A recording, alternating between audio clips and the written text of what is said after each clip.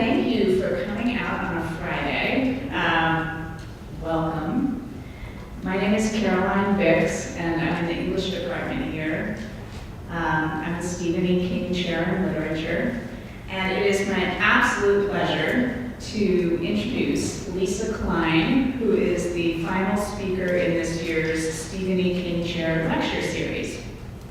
Now, one of my goals for this series has been to bring artists to campus who have taken their skills and their passions as humanities practitioners into the wider world and made a difference in that world.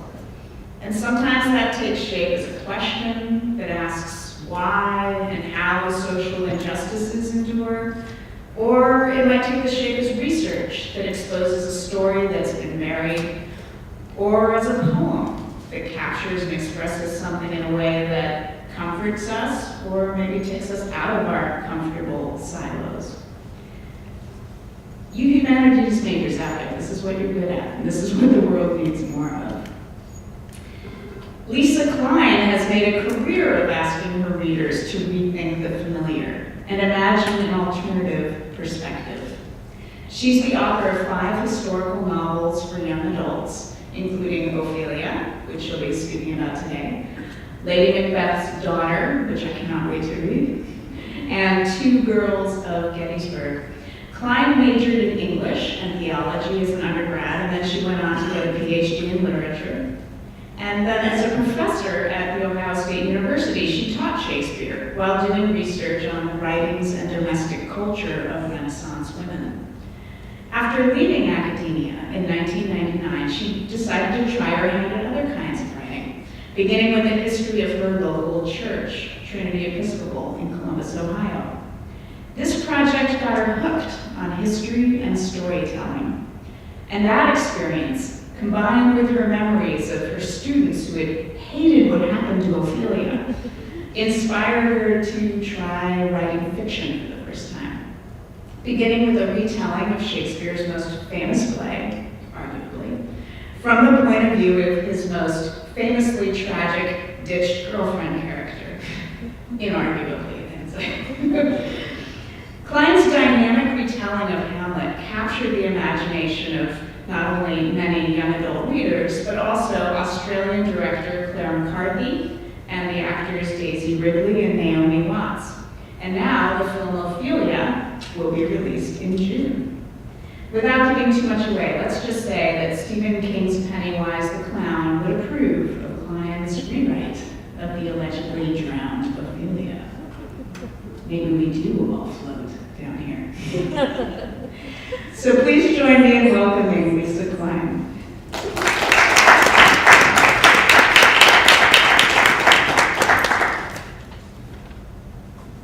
Thank you for that lovely introduction, Caroline. And I also want to extend my thanks to all of you for coming out on this Friday afternoon in what passes for spring in Maine. This is my first visit to Maine, and I'm delighted to be here and very honored to be part of this lecture series.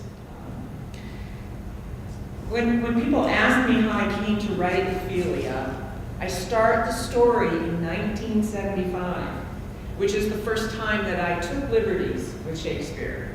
I was a junior in high school, and it was homecoming. And our school had the tradition that each class would write and produce a play. And there was a competition, so they were judged. But the seniors always won, of course, as the seniors do. That year, our junior class, our skit was a send-up of Macbeth. And we had witches, a cauldron full of dry ice that steamed. We had burning wood marching through the audience to the stage to Dunsinane. We had singing and dancing. And my role was as the director, and I was also on the committee that wrote the script, which was basically a group of kids from my, fellow nerds from my honors English class.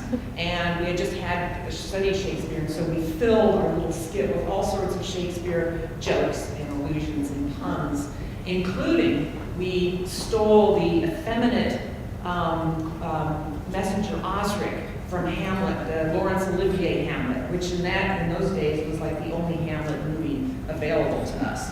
So we, the juniors, won that year.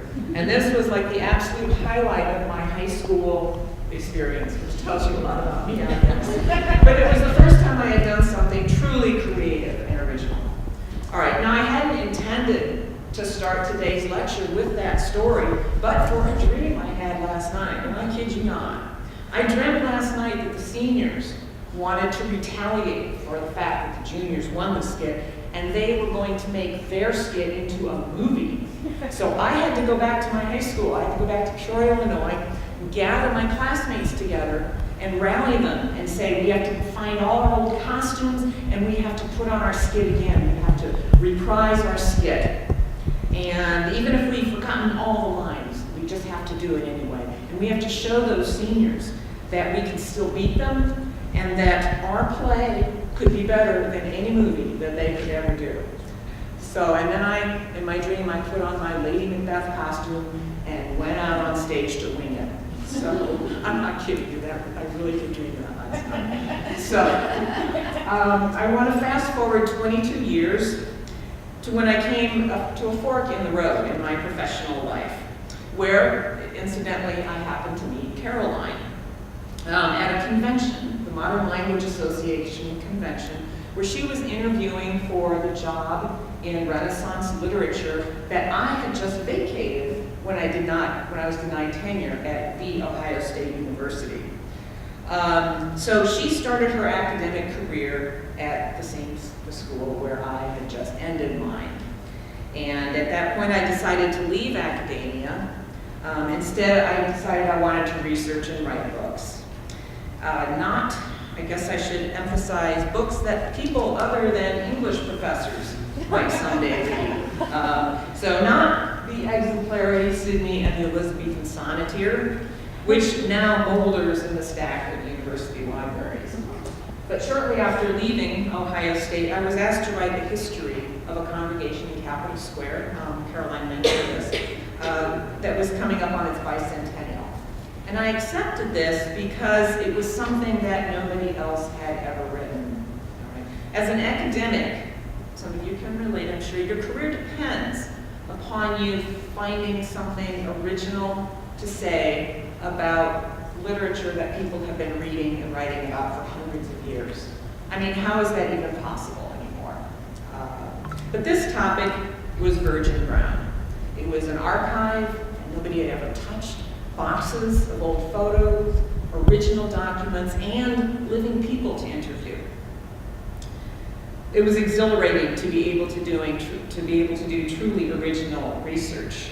And a prominent seminary dean who had read the book and written a nice blurb for the cover, when I met her later and I told her how the book came to be written after the end of my career as an English professor, she said, well, this book would have gotten you tenure in my department. And so I did not switch to a new career of teaching religious studies. I decided I wanted to keep writing stories, but this time I would make them up. I wanted to try and write a novel. And it would be historical, because for me, reading historical fiction is like time traveling, but writing historical fiction is like getting to build and control the time machine itself. And so that's what I wanted to do. Now, the advice given to beginning writers is always write what you know. So here it seems appropriate to quote Stephen King. In his book on writing, he advises that you interpret that maxim as broadly as possible, reminding us that, quote, the heart knows things, and so does the imagination. This is an invitation to be bold, to trust oneself, to draw on what is inside you, because that is where your strong and believable characters are going to come from. Okay, but what else did I know? Oh, yeah, sure, I had imagination galore, I had heart, I think. But my main store of knowledge was the Renaissance. It was my passionate interest. And after so many years of teaching, I felt that I knew Shakespeare. I really don't, and I've forgotten a lot of what I know. But, in truth, we all know Shakespeare, right? If you've never read Hamlet, still you know the story. everybody knows the Lion King, right? Mufasa is King Hamlet. Scar is his evil, Hamlet's evil uncle, Claudius, the Uncle Claudius. Rafiki, the wise, advisor, is a Polonius figure. Nala is Ophelia. It goes all the way down the line. And what Simba has to do is to rescue the Pride Lands from the tyranny of his evil uncle Scar. Okay, it's the Hamlet story. You all know that, right?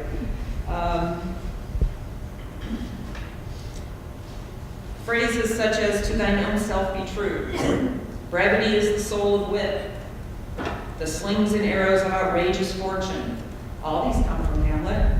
A person who says there's a method to his madness, or "I must be cruel to be kind," is alluding to Hamlet. Anybody holding a skull, right, is an allusion to Hamlet, who held up the skull of Yorick the jester and said, "Alas, poor Yorick, I knew him, Horatio." And of course, "to be or not to be." Stripped of its context, its meaning flattened and misinterpreted, but instantly, universally recognized. Now, if you ask someone what they know about Ophelia, what do you say? What's the first thing you say about Ophelia? She goes crazy and she drowns, right? That's all pretty much what you know about Ophelia. Oh, I did mean to show you. In Portugal last summer, Airbnb in Coimbra, to be or not to be, and a performance of Othello in Porto, Portugal. Okay. Now on to Ophelia. You've no doubt seen this very famous painting, which captures Ophelia at the moment of her death. In the words of the critic Elaine Showalter, she is, quote, "flattened into an object of aesthetic contemplation. One hand clutches flowers, her other hand upraised to suggest helplessness and lack of agency." Now, countless artists and photographers continue to pay homage to this painting. The Malaise painting then conditions further representations of Ophelia until this is the way we know her. Her drowning becomes a synecdoche for her entire story, and the most salient fact of her life is her death. But why did Ophelia have to die?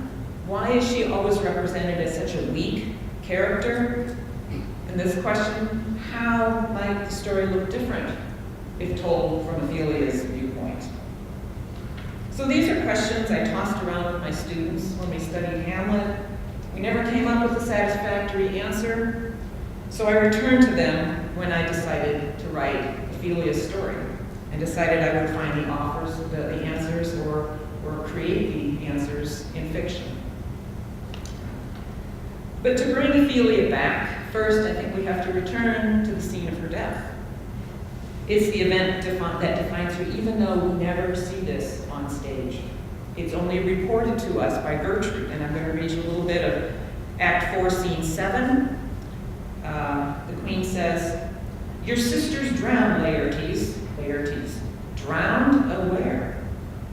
Queen. "There is a willow grows aslant the brook," and then she goes on to describe Ophelia crowning herself with a garland, climbing the willow tree, the branch breaking. Ophelia falls in the creek and floats for a while, until that her garments, heavy with their drink, pulled the poor wretch from her melodious lay to muddy death.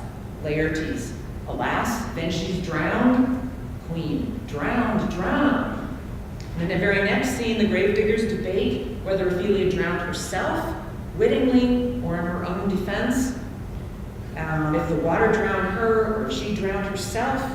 And actually, the word drown is repeated 12 times in those two scenes.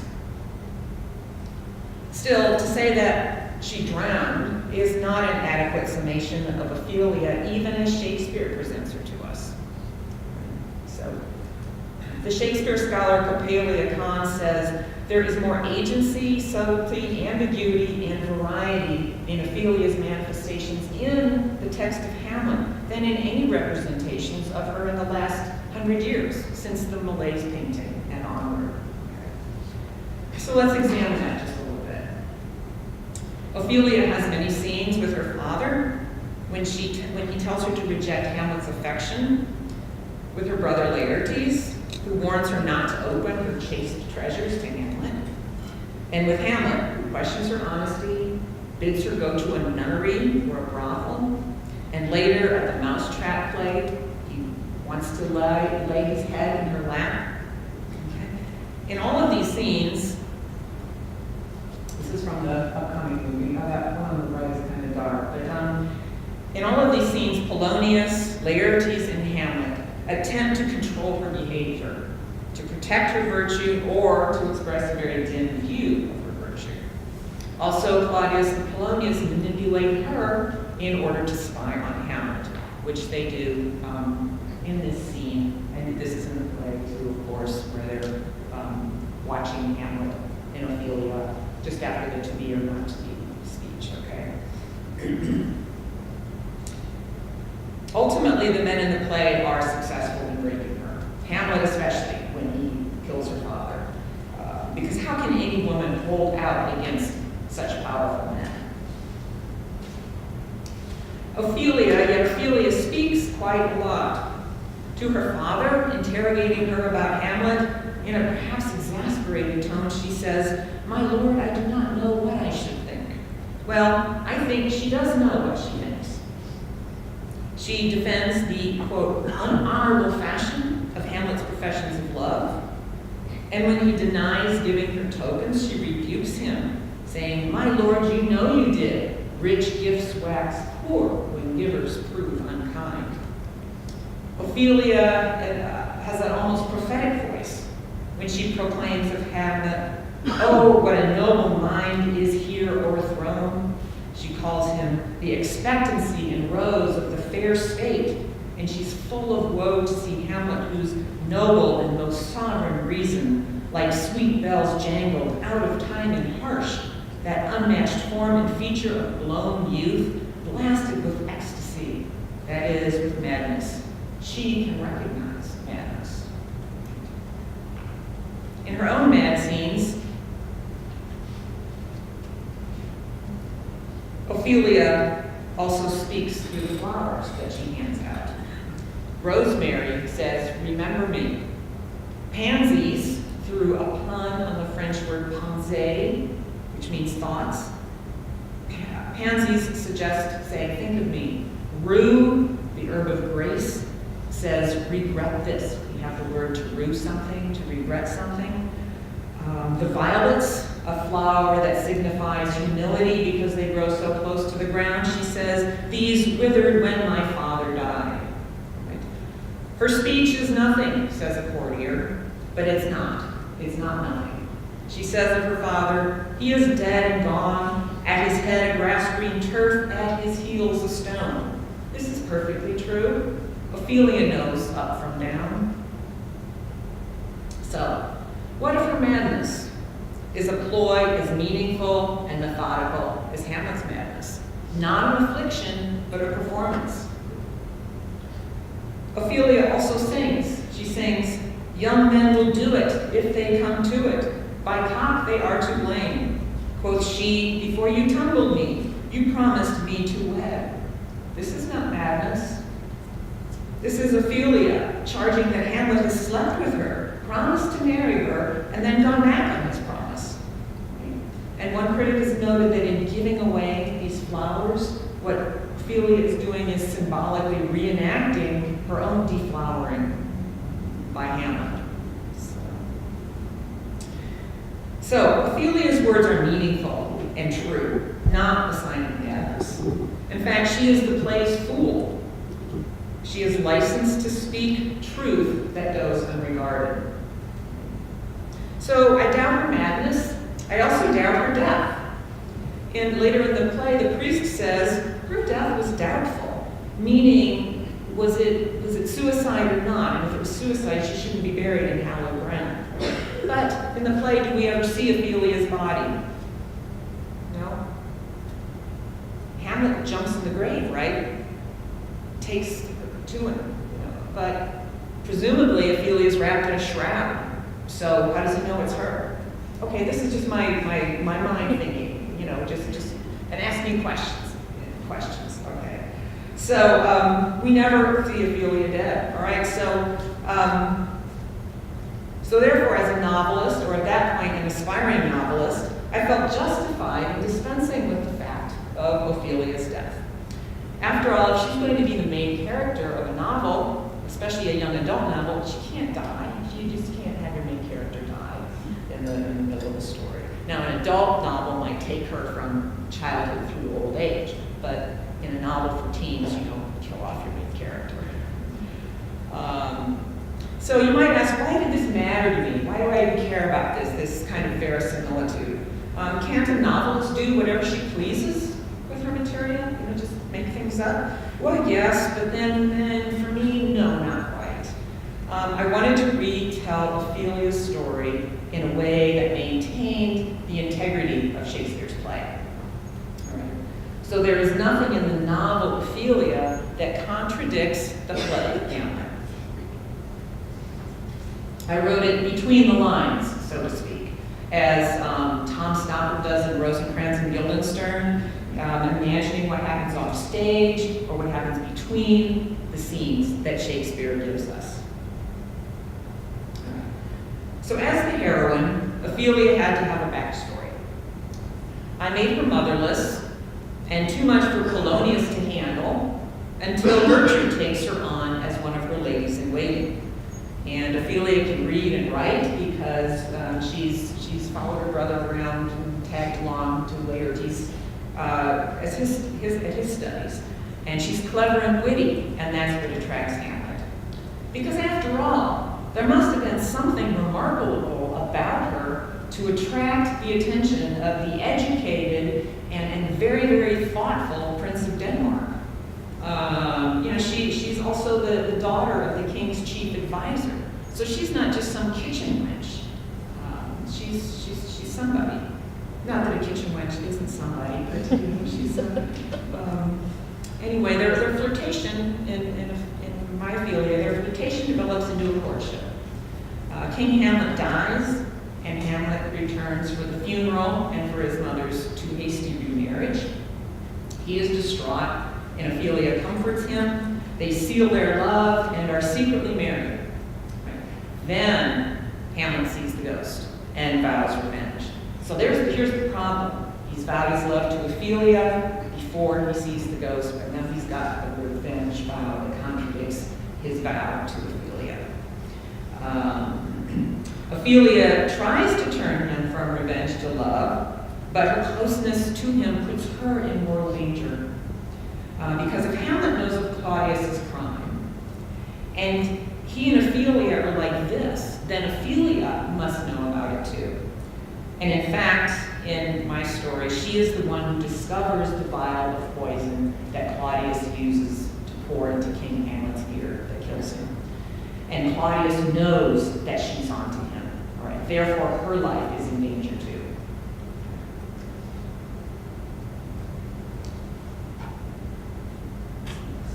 All right, so meanwhile, Hamlet is focused on his revenge. Not really, though, because he can't ever bring himself to actually do the deed. And so when he tells Ophelia, "Get thee to a nunnery," she takes the hint that she must flee Elsinore to a place of safety. Because, after all, where does a young woman go to be safe in this time period but a convent? Right? A secure place where nobody can get her. So she's already thinking about this, about fleeing, and then Hamlet kills Polonius, her father. And Ophelia is truly on her own, because without the protection of a husband, Hamlet's off doing his revenge thing, without the protection of a husband, without a father, without a brother, because at this point Laertes hasn't returned, she is on her own. If she's going to survive, she has to do it herself. She has to take charge of her own fate, ensure her own survival, and at this point she decides to escape from Elsinore. But she is being watched every moment. So she needs to make her escape through trickery. How to do that? She fakes her own death. All right.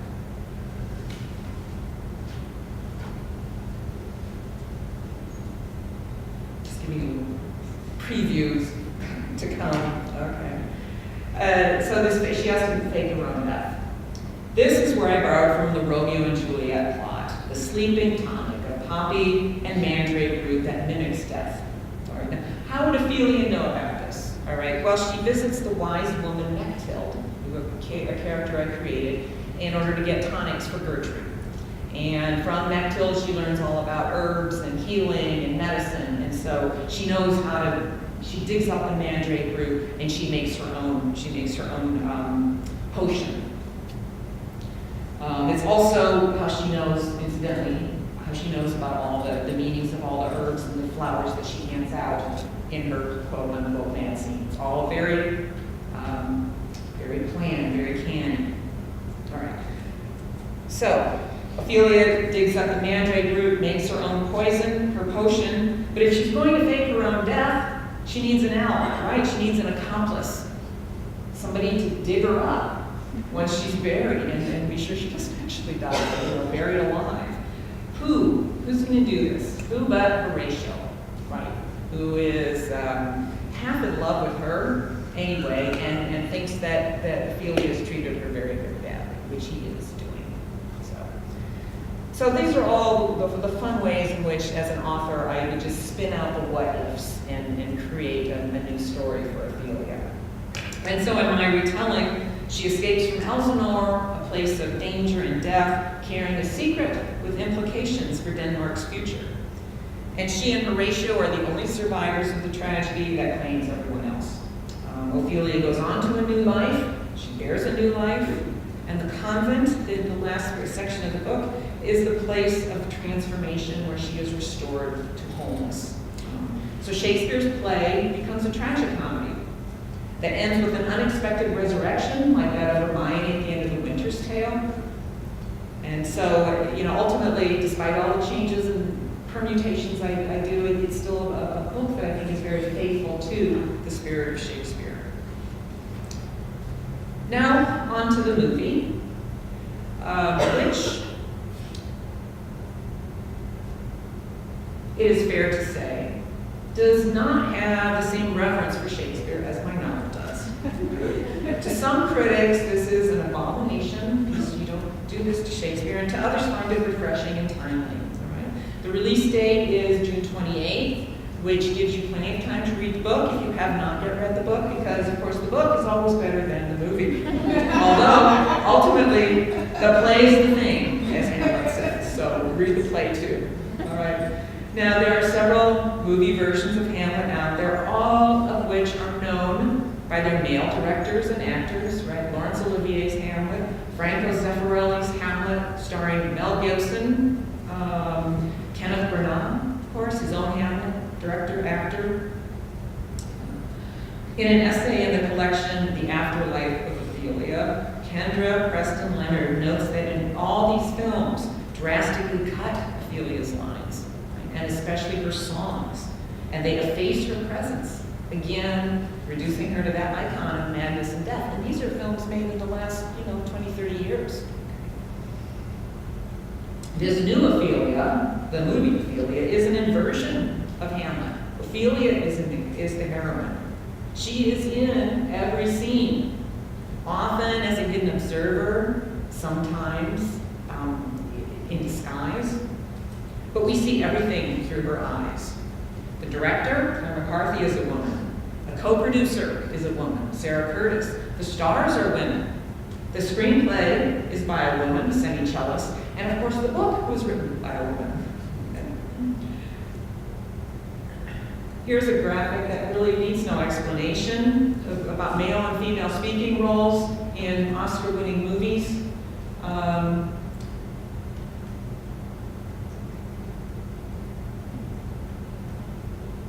You can see how few award-winning movies have women in prominent roles. So female-dominated movies are still rare, and rarely do they win major awards. Okay, so Ophelia really isn't different. I don't know if it's going to win any awards, but it's an attempt to break the mold.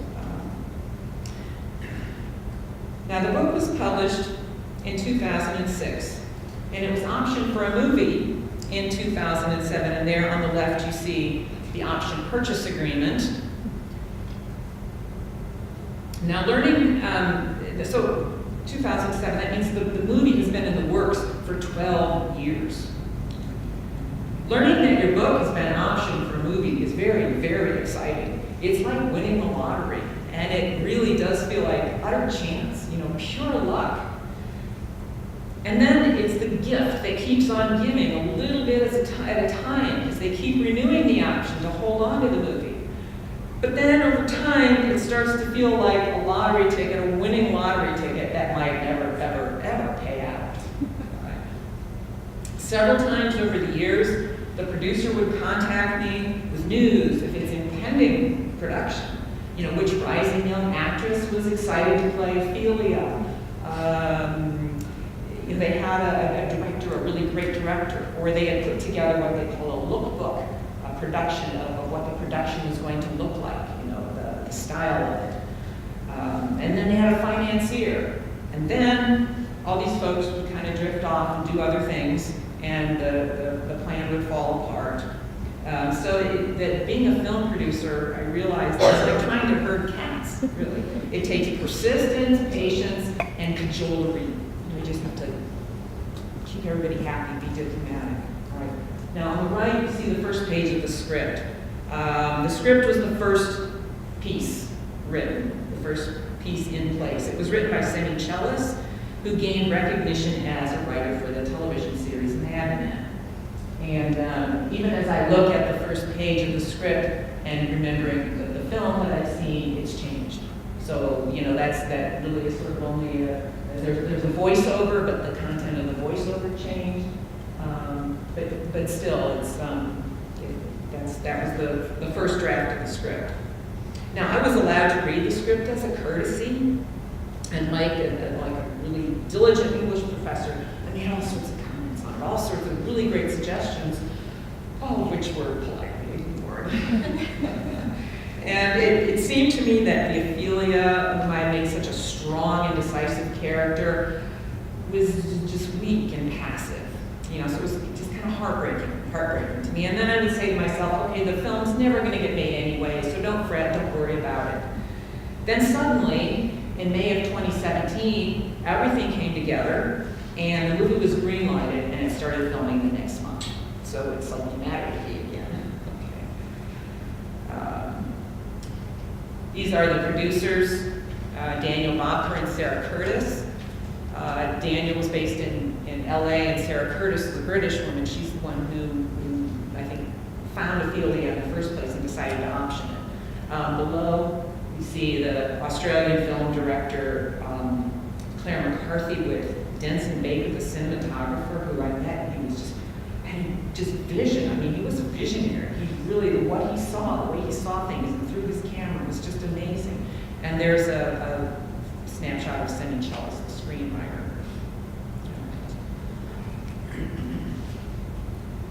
So one factor that made the movie hard to pull together was finding the right set of talent. Clive Owen is Claudius, Tom Felton, Laertes is George McKee, young British actor, is Hamlet, and of course Daisy Ridley and Naomi Watts. Lots of young female actors wanted to play Ophelia, and finally they settled on Daisy Ridley. But what male actor wants to play Hamlet as a supporting character, right?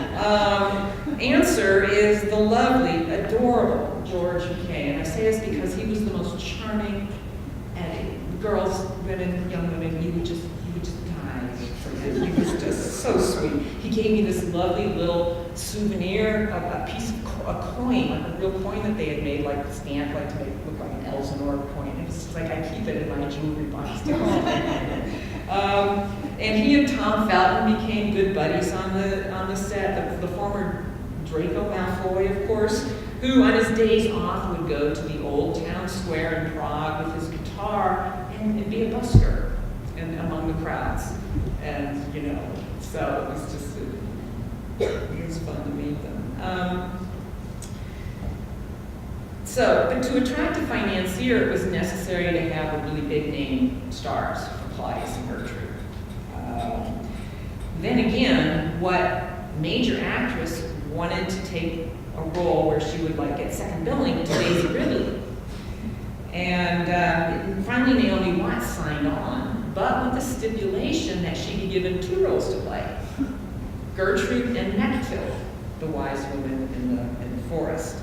Okay, so these decisions about casting and location and budget and all of that necessitated a rewrite of the script. And again, I read it, and my eyes just kind of rolled so badly that I gave myself a headache. But it's all good in the end, okay? But they had to write another plot line to construct for Macbeth. So they made Macbeth the herbalist the estranged sister of Gertrude. Bear with me. And years ago, Macbeth had an affair with Claudius, who spurned her and a child, and in the whole process, she lost a child. All right. So, but then Macbeth, too, being the herbalist, is the one who unwittingly provides the poison that kills King Hamlet. All right. And then when Macbeth learns through Ophelia of Claudius's most recent treachery, right, the killing of the legitimate king, she's fired with revenge. And Ophelia also tells Gertrude that Claudius had mistreated her sister in the past. All right. It's complicated, but you're with me so far. So the makers of the movie kept Shakespeare's revenge theme, but they turned it on its head. And it's not Hamlet's revenge that drives the tragic denouement, but the revenge of the wronged women, Gertrude and Macbeth, both victims of Claudius's double dealing. So Ophelia, the movie, becomes a revenge play for the Me Too moment. I think it's kind of brilliant in a way. It's a domestic tragedy married to a political revenge play, and the ending of the movie is just over the top. It's very bloody, very Jacobean, and I have to say, very, very satisfying. Here's Claire McCarthy, the director, directing Tom Felton in what looks to me like the probably the climactic scene of when everybody gets killed.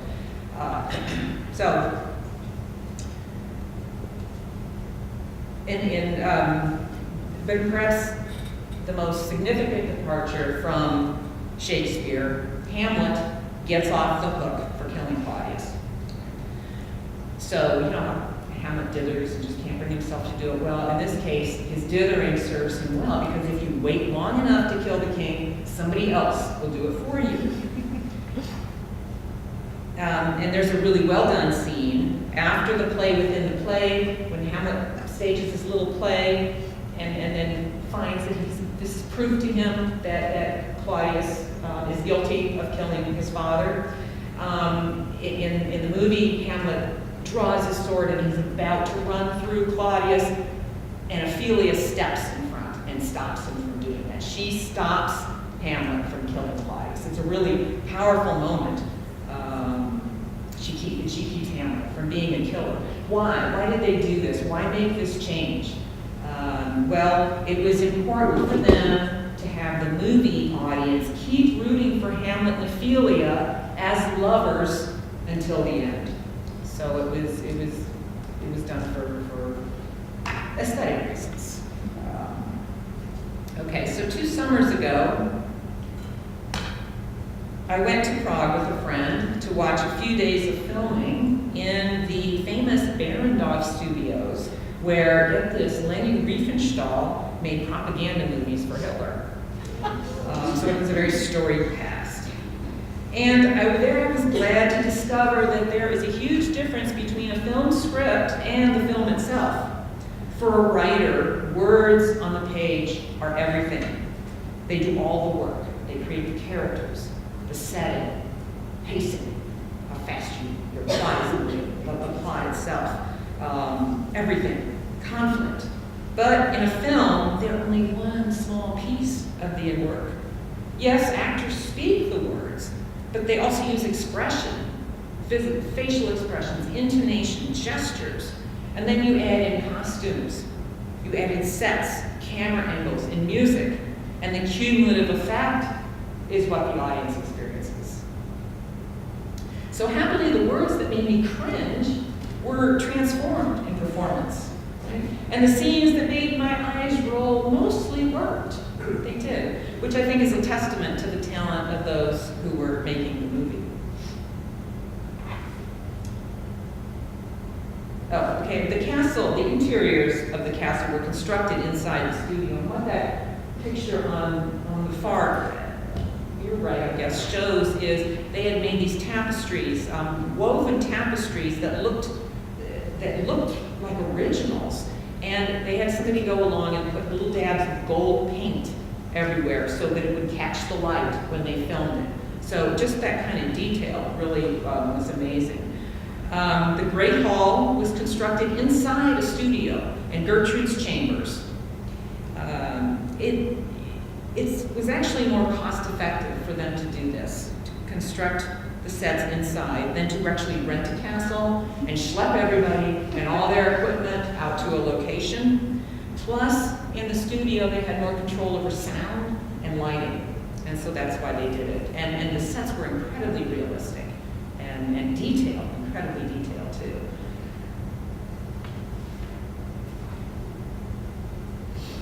We spent a lot of time poking around behind the sets.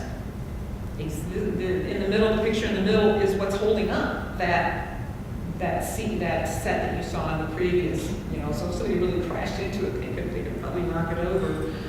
So we poked around behind the sets, examining all the props, picking up the helmets. Yes, they were real helmets, they were heavy. All the candles, where they had to trim the candles and save all the wax. And of course, every day, for every take, they have to be sure the candles are at the same, height, burned at the same height, all sorts of details. We watched the takes on a video monitor because we could not be on the set without being seen by the cameras. So we watched takes on a video monitor. They really do run a scene 6 times and then move the cameras and run it 6 more times. And each time the actors do it exactly the same way, exactly the same. They do sometimes crack up, which is funny. And other things like Clive Owen was trailed around by a woman whose responsibility was to continue to put the lock of hair on his hairpiece in exactly the same spot, because it kept falling over his face. It had to be in the same spot for each take. Little things like that are remarkable detail and also kind of fun. The production schedule was a 5-week production schedule, and this is the first page of that schedule. And if you look at the far left, are the scene numbers, scene 5, 32, 33, 47, 48, 73. They're filmed all in a sequence. We watch the movie sequentially, but when they film it, they don't film it sequentially. They did it according to the location. On the far right is the location, Privoplat, and then at the bottom, 3 brothers. So they do it by where they have the location, which means the actor has to be incredibly focused to be able to know what point they are in the script and what are my emotions, what am I feeling, what's going on in my head, and to be able to adjust with every filming. So I had a lot of respect for what the craft of acting and the focus it takes.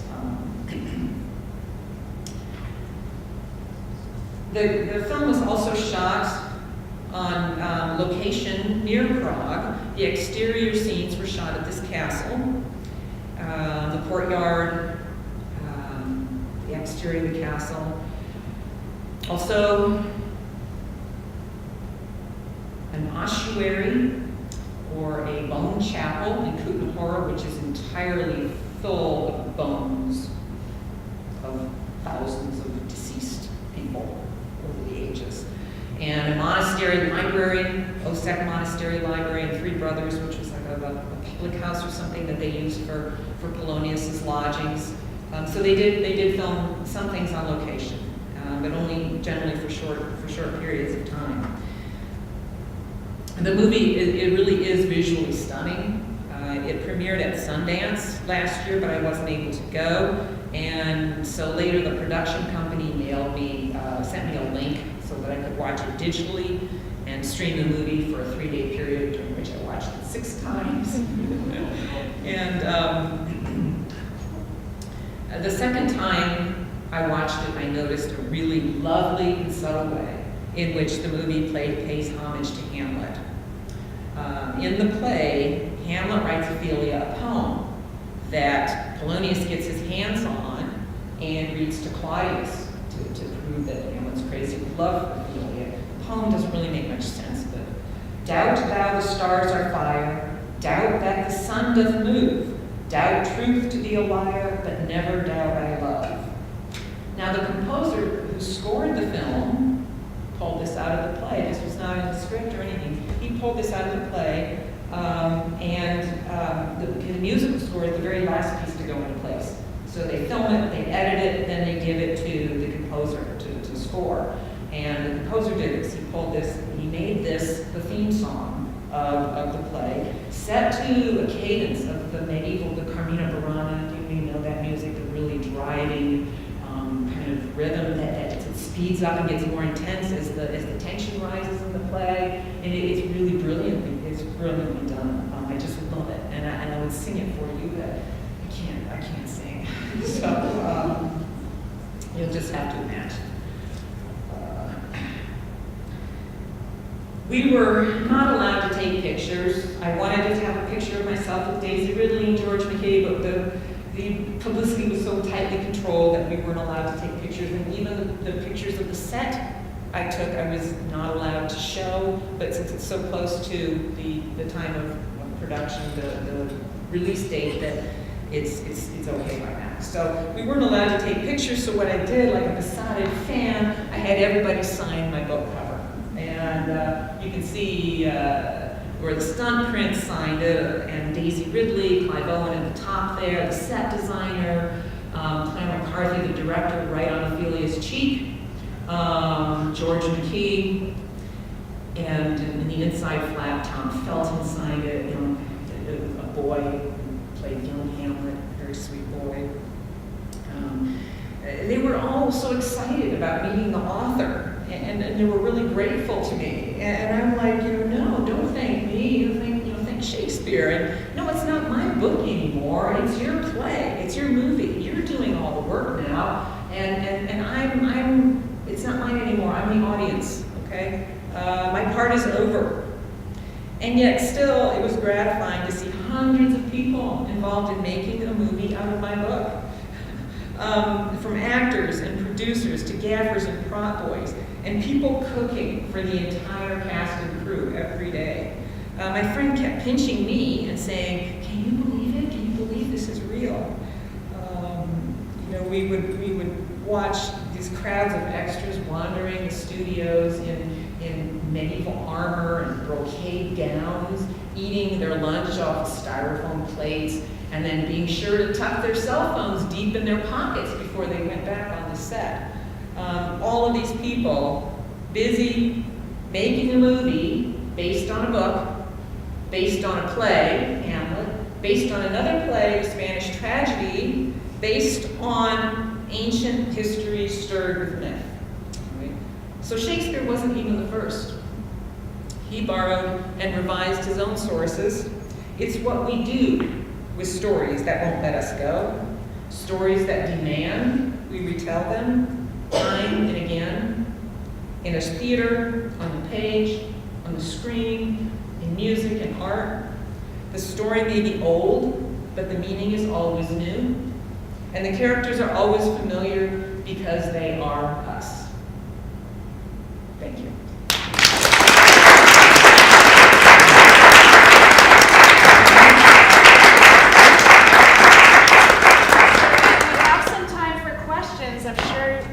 Questions, and Maddie has a mic if you want to ask a question. I have 100 questions, but I'm going to hold off because I can ask.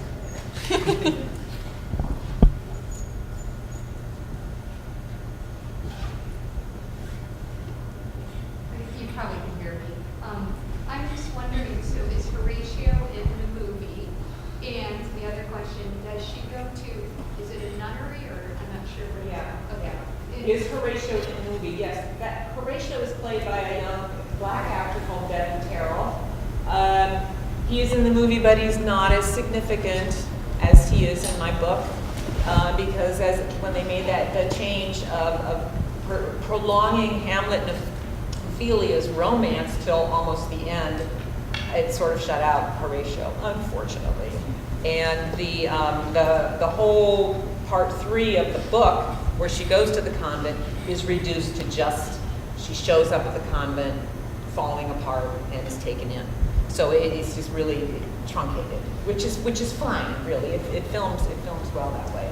But I'm glad I read the book. yes, And I yes. look forward to seeing the movie, but Yes. I really would. Yes, and like I said, I've given you some spoilers, but I think if you've read the book or if you know Hamlet, it will still be interesting for you to see what they do and how they do it. And having been primed to look for certain things, I think you'll probably appreciate the movie more than you might have if you'd gone to see it cold. So sorry for the spoilers, but that's my rationale for doing it.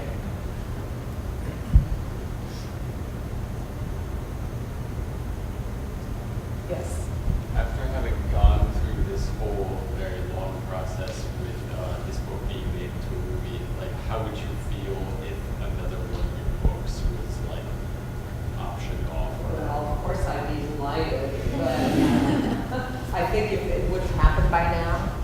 Although I don't know, maybe it will happen. But it's like, it's like I told myself when it took forever for Ophelia. You may just put it out of your mind. Don't live with the expectation, because then you won't be disappointed. And then if it happens, then you can be excited all over again. So of course, and it's like authors write books expecting or hoping that they're going to be made into a movie. Honestly, it never crossed my mind when I wrote the book, and because it doesn't happen that often. Well, I mean, I guess it does, but when you have all the books that are written and how few of them really get made into movies, it is just fluff. Yes. I don't know if you didn't address this and I just missed it, but can you talk a little bit about, so when you decided you decided this is the story I want to tell, did it automatically come to you that it was going to be a young adult fiction novel, or did you think about it? Did you try it differently? What happened with the process? Okay. Did you hear that? Did I plan it as the young adult novel? Lisa, do you want to? Can you all hear me without a mic? Okay. I originally, because I had taught Hamlet so often, and I liked teaching Shakespeare with a text or a film to play off the two. And I always I wrote the book that I wanted to teach with Hamlet. And I wrote it after I was no longer a teacher, so I thought, well, maybe other teachers can use it, and they have. And at that time, I had envisioned it for college students or older. And when my agent read it, and because Ophelia is a young woman, she said, this really is young adult fiction because of the age range of the heroine. And so I thought, well, okay, it's young adult fiction. I didn't rewrite it to write down to young adults. I thought, well, they're smart enough to be able to grasp it. I maybe changed the language a little bit to make it a little less elevated and more accessible. But that's how it became a young adult fiction, mostly because of the age of the heroine and the expectation it might be used by teachers. Does that answer your question? Yes. I'm just curious how you feel about them casting older actors to play, or older actress to play Ophelia, because it is so very specific in the text that she is adolescent, like 15, 16, and that adds so much to the tragedy of her character. I think Daisy Ridley's probably in her early 20s. She's probably about 24. Okay. When Franco Zeffirelli, Romeo and Juliet, he really wanted a young girl to play Juliet, and that was a decision, an important decision. I think Daisy Ridley doesn't seem like she's 15, but she also doesn't seem like she's 30. She really does bring a youthfulness and sort of a deer in the headlights surprise to the role, because she's. I think they did well. Now, obviously Hamlet's older than the play. We know that Hamlet is close to 30. George McKee is mid-20s. He's young too. So of course, for the purpose of making a Hollywood movie, you want to emphasize the romance, and you want to have this two you know, this couple with really a lot of charisma together. And, you know, so that part of it I think really works. I was happy with the casting. I really was happy with the casting. Yeah. Do you ever get hate mail from people who feel like you messed up Shakespeare? No, I've never gotten hate mail. I've gotten a lot of positive mail. I think the hate mail, what people do is they put an Amazon review. You know, they'll do the really nasty Amazon, like, I thought this was Shakespeare and it's not. You know, she wrecks the whole plot of Hamlet, you know, that sort of thing. And so I think people do most of that online. Do you read all the Amazon reviews? I a lot of authors follow everything, you know, their book sales and their reviews and stuff. And I mean, I read the reviews when they came out, not necessarily Amazon reviews, but, you know, Kirkus and Publishers Weekly and the Horn Book and things like that. But I try not to obsess. I figure I did what I can, I did what I could, it's out there, it's no longer mine. I'm not, you know, I care more about my children and my people insulting my children than I do about people insulting my books. So I don't really take it personally. Having said that, don't try.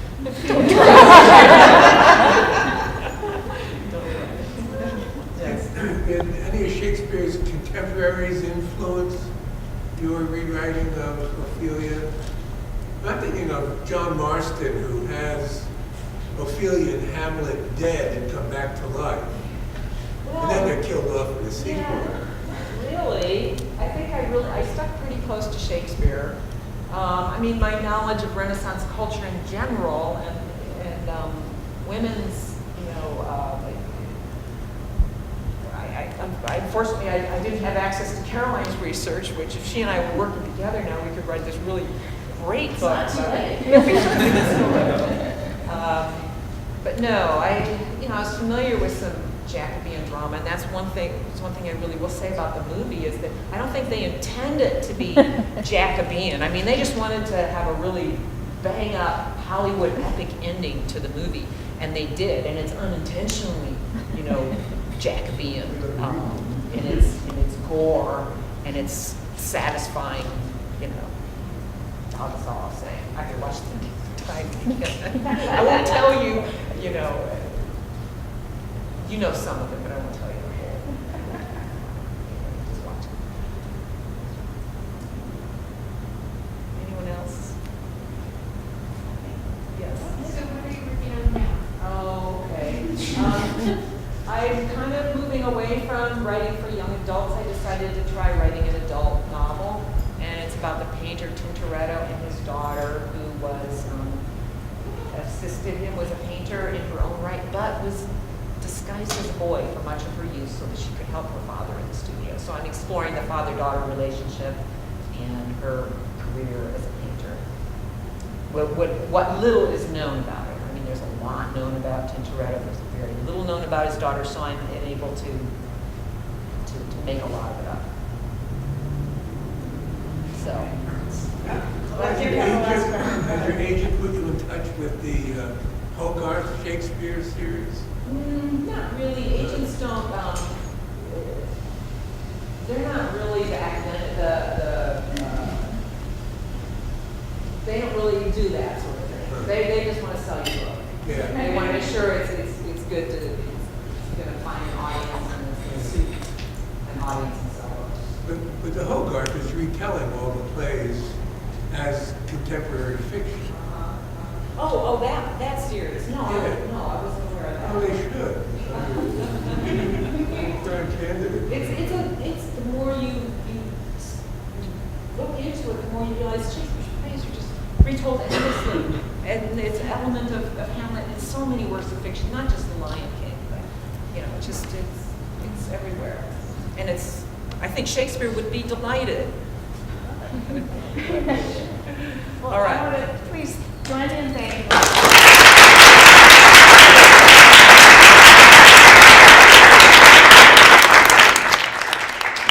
you all for coming, and we'll see a lot of you at the workshop tomorrow. Yes. All right.